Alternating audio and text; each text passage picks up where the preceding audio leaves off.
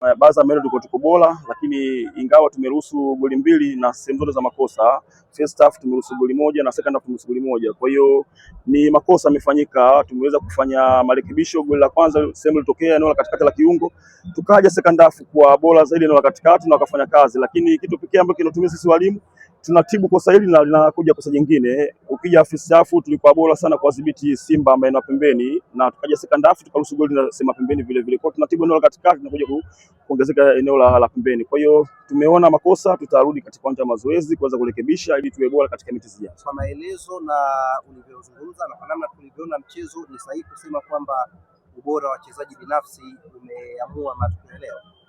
Yeah, of course, kwa sababu ukiangalia game ilikuwa more tactical. Kwanza tuliweza kuweka mpango mzuri kwa manage Simba maeneo yote, lakini niwapongeze pia wachezaji mmoja mmoja wameweza kupush na kuweza kupata magoli. Ukiangalia goli la kwanza ni la makosa la sema katikati, kiungo wetu ameshinda kwenda kuziba ile njia ya mpira na mchezaji kapata nafasi kaza kupiga tukaruhusu goli. Kwa hiyo ni wapongeze wapinzani kwa matokeo waliyopata, lakini pia sisi tunasema kujiuliza na tutaenda kujiuliza katika uwanja wa mazoezi. Kuna makosa ambayo tutaongea nao wachezaji ambao wamefanya warekebishe, na kuna makosa ambayo tutafanya kwa vitendo kwenye uwanja wa mazoezi. Nini kimebadilika mwalimu? Hapa Dar es Salaam mechi ambayo mchezo dhidi ya Kama 6, lakini leo kidogo tumeona performance ilikuwa kubwa kwenye post.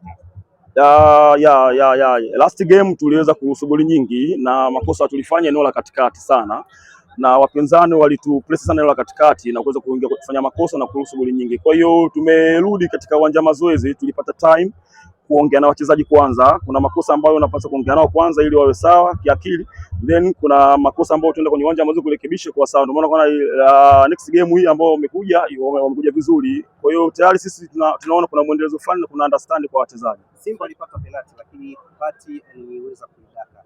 Mliwasoma wachezaji wa Simba na upigaji wao kufanyia mazoezi?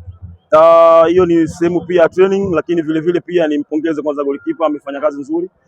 Ni sehemu yake ya kazi, ni sehemu yake ya kuitetea timu, amefanya kazi vizuri. Kwa hiyo nimpongeze kwa hilo, lakini tulijipanga kila kitu. Tunajua michezo hii inavyochezwa na tunajua mchezo ulivyo, wapinzani ni wazuri maeneo yote. Kwa hiyo makosa yatatokea mengi, yatafanyika makosa kwa sababu wana wachezaji wazuri. Quality ya players ambao nao ni kubwa, kwa hiyo lazima tuwe na umakini mkubwa. Tukikosa umakini maana tutazalisha makosa mengi. Kwa hiyo niseme nimpongeze kwa kazi aliyofanya, kazi yake. Asante.